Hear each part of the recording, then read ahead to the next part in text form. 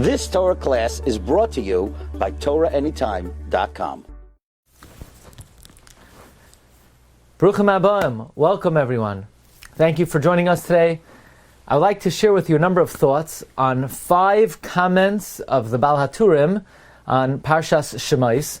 Baal Haturim, of course, was written by Rabbeinu Yaakov, the son of the Rosh, the son of Rabbeinu Asher. The Rosh is one of the classic Rishonim, one of the classic Poskim from the times of the Rishonim. The Rosh was born in Germany, and he later came to Toledo, Spain, and Rabbeinu Yaakov, the son of the Rosh, came along with him, and he wrote comments on the Parsha, which are what we call B'derech Remez, in the manner of the allusions that lay in the wording and the lettering of the Torah. I would like to share with you a number of thoughts on 5 comments of the Baal Haturim on Parshas Shemos.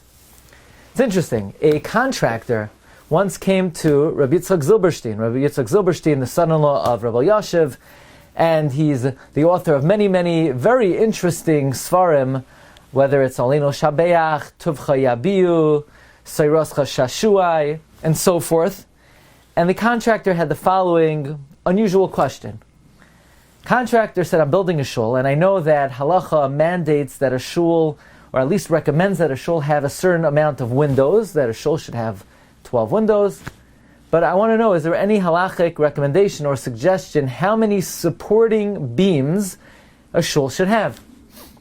And Rabbi Yitzchak Zilberstein thinks for a moment, and he says, well, actually, there is no halachic mandate how many beams a shul should have. However, he would like to make a recommendation, and he pointed to the Baal Haturim on the opening pasuk of Parshas Shemos. The Baal Haturim points out that the first pasuk in Shemos, the pasuk begins with a vav and ends with the letter vav. Begins and ends with the same letter, the letter vav. Says the Baal Haturim, this is a mashal. This is a parable. Leboine palterin. This comes from the final comments of the Baal Haturim on pasuk Aleph of the beginning of Shemos. Someone who built a palace, be'amod echad. He built a palace with one supporting beam. V'nafal. Certainly the palace will fall. V'chazaru bana b'shnayim amudim. He then builds it with 2 supporting beams. V'nafal, and again it falls.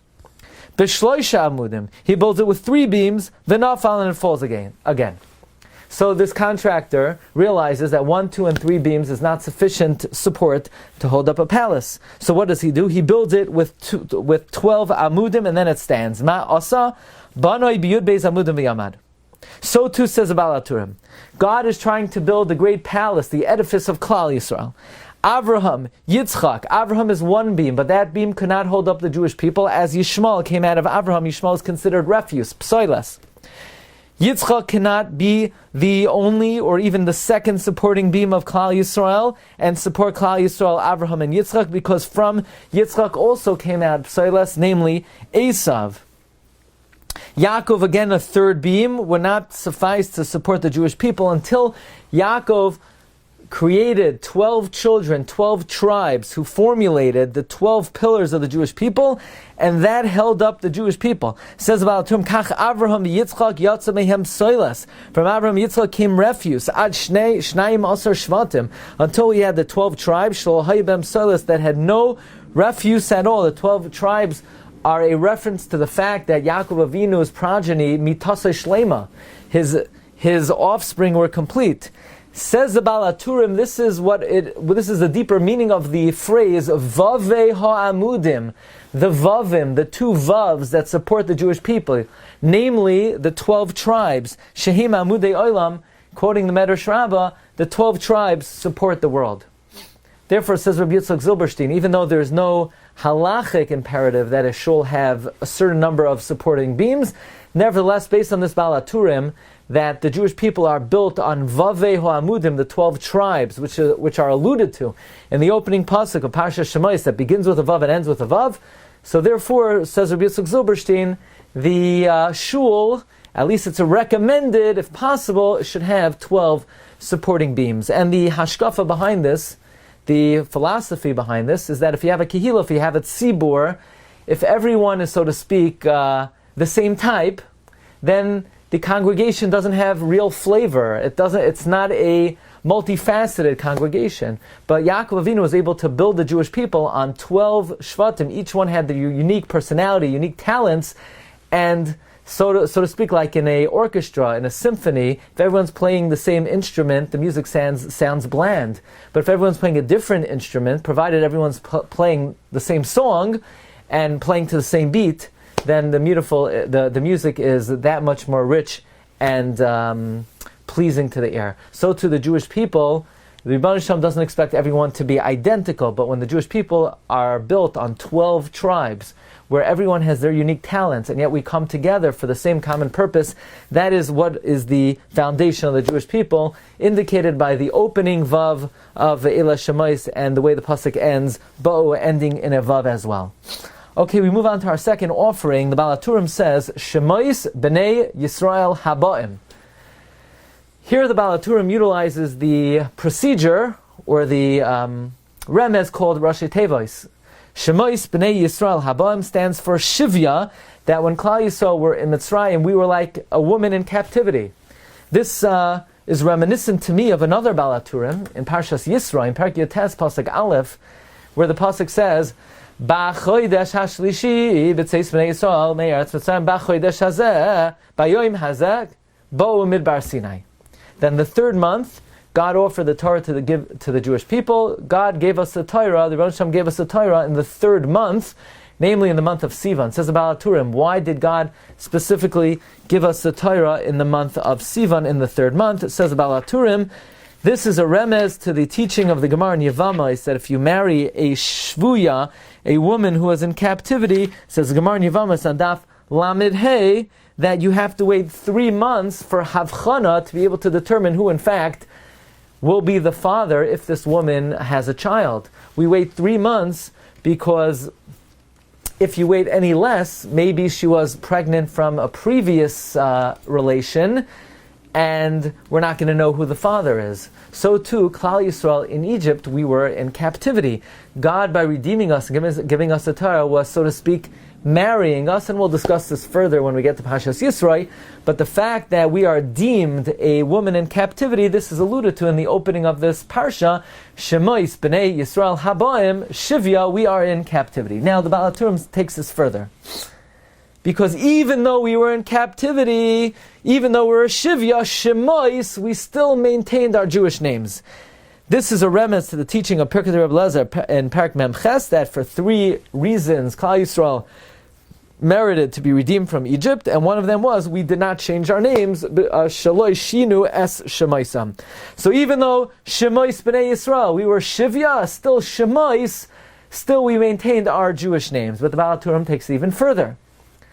Because the first word of Shemos, Ve'ela, begins with a Vav.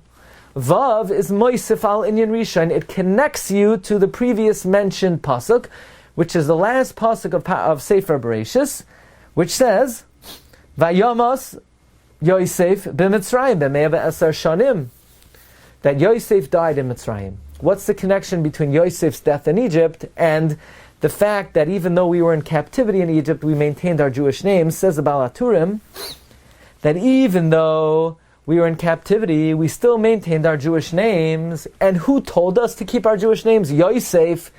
But Yosef said like this, even though I needed to change my name to a secular name, Tzafnas Paneach, we know that in Parshas Miketz, Vayikra Parai Shem Yosef Tzafnas Paneach, so Yosef is saying, even though I had to change my name, I beg of you, maintain your Jewish names, because in that merit you will be redeemed. So dovetailing the death of Yosef, who had to change his Jewish name, Ve'ela Shemos B'nei Yisrael, even though we were in captivity, we followed Yosef's advice, and we maintained Shemos, we maintained our Jewish name.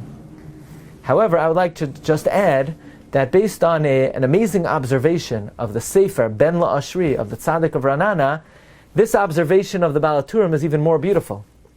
Because if you look in Parshas Miketz, when in fact Paro changed Yosef's name, Vayikra Paro Shem Yosef Tzafnas Paneach, what is the very next pasuk? Vayetze Yosef al kol aretz Mitzrayim. Who went out to Mitzrayim? Not Tzafnas Paneach, Yosef. Yosef said, I don't care, Paro, that you're going to change my name. I will always maintain my Jewish name. So according to this, and by the way, the Ben Lashi writes, that is why Yosef sent word to Yaakov, Ani Yosef! Don't think I allowed my name to change, despite the fact that I'm in Egypt. I maintained my name Yosef. So now we could read the juxtaposition beautifully. Vayamas Yosef b'Mitzrayim. Yosef died in Mitzrayim. He did not allow the usage of the name Tzafnas Paneach. And therefore continuing, even though we were Shemos B'nai Yisrael, Haboim, we were B'Shivya, nevertheless, even though we were in captivity, Shemos, we maintained our Jewish name, emulating the way of our righteous ancestor Yosef, who despite the fact that Parai called himself Nas Paneach, Yosef still went by the name Yosef, Ani Yosef. Offering number 3. An amazing Baal HaTurim. Baal HaTurim says in the opening words, this is the opening comment of the Baal HaTurim on Parsha Shemos, Ve'ela Shemos, Ve'adam. This is Rashi Tevois, says the Baal HaTurim. These words, Ve'ela Shemos B'nai Yisrael, are Rashi Tevois, meaning each letter of these words refers to and stands for another word. Vav, Ve'adam, in a person. Aleph, Asher, that. Lamed, learns. Loimed, learns. Hey, Haseder, the Parsha. Shemos, Shnayim Mikra V'yachad Targum. B'nai Yisrael, B'nai, B'koil, Na'im Yashir, he sings in a pleasant tone. Yisrael stands for Yichya, he will live Shanim Rabbis, many years. Aruchim, long life, La'olam, forever.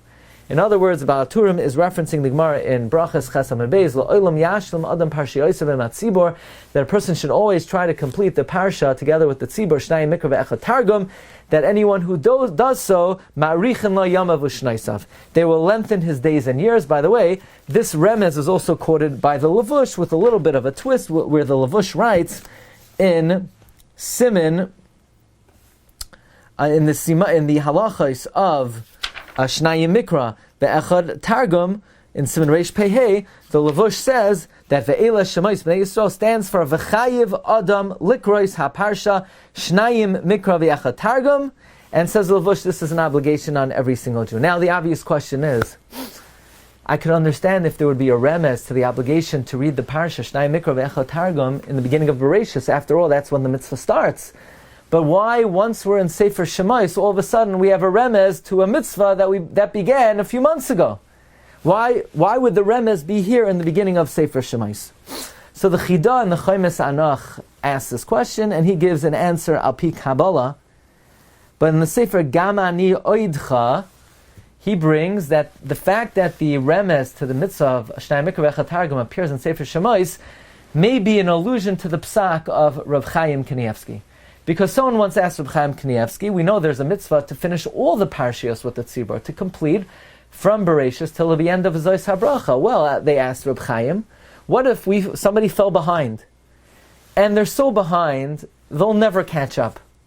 So it turns out, if they continue wherever they pick up the mitzvah, they'll never really be mashlim all the Parshios. Is there still a mitzvah to be Maver Sedra? Or do we say, this year the guy blew it? If he's anyway not going to be completing all the Parshios, there's no point in starting in middle. And Reb Chaim Kanievsky said, no. If you're not going to make up the previous Parshios, there's still a mitzvah, there's still an inyan to pick up where you're up to, even though you're not going to be able to go back. Well, says the Sefer Gamani Oidcha, perhaps this is why the remez to Shnai Mikra Ve'echad Targum appears in Sefer Shemos, to indicate that even if you didn't do the entire Bereshis, and you're sort of picking up in the beginning of Shemos, and it's too late to catch up and make up so many previous Parshios, nevertheless we will follow the advice of Reb Chaim Kanievsky, and we'll pick it up right here. And the proof to this psak is the fact that the Torah is merames to the mitzvah of Shnai Mikra at a time where it would be very difficult, if you didn't start yet, to go back to the beginning. Another pshat which is offered by the Nefesh Yonasan. The Nefesh Yonasan brings the opinion of Rashi. There's a machlokes in Masechta Brachos. Why, in fact, does it say, when it talks about the mitzvah of Shnai Mikra Ve'echad Targum, it says, Chayv Adam Likros Apar Shnai Mikra Ve'echad Targum, even Ataros V'Divain. Even the names Ataros V'Divain. Why do we pick even the names Ataros V'Divain? Why don't we pick even Ruvain and Shimon? And the opinion of Rashi is that actually, even Ruvain and Shimon, there is no Targum at all, and you would have to read that 3 times. So in other words, where there's no Targum Unclus on the Pasuk Ruvain, Shimon, Levi, Yehuda, there's no Targum Yushalmi, and in that case, Tosfos' opinion is, you don't have to read that Pasuk 3 times. You read it twice, and there's no Targum, so there's no Targum. Rashi is of the opinion that you would read that Pasuk 3 times. Interestingly, the psak of the Tur is to follow Rashi, that in fact the pasuk Ruvain Shimon you would read 3 times even though there's no targum at all. Says the Sefer Nefesh Yonasan, maybe that is why the remez to be Maver Sedra appears in the beginning of Shemos, immediately preceding Ruvain Shimon Levi Yehuda, where according to some Rishonim you don't have to read that pasuk 3 times, but the opinion of Rashi, codified by the Torah, is even though there's no Targum whatsoever on Ruvain, Shimon, Levi, Yehuda, you still read that pasuk 3 times, and therefore the remez to the obligation to be Maver Sedra appears right before the biggest chidush, the biggest novelty of one's responsibility to be Maver Sedra, meaning even by the words Ruvain, Shimon, Levi, Yehuda, you still have Chayav Adam Likrois HaParsha Shnayim Mikra V'Echad Targum. The Ayin B'Sefer Magid HaRakia, Maimer Chaf Beis, where we offer another pshat, why the mitzvah of Shnai Mikra V'Echad Targum is alluded to specifically in the beginning of Sefer Shemos. But let's move on now to a 4th offering of the Baal Haturim. This is really a very beautiful exposition of the Baal Haturim, and that is Parak Beis Pasuk Vav.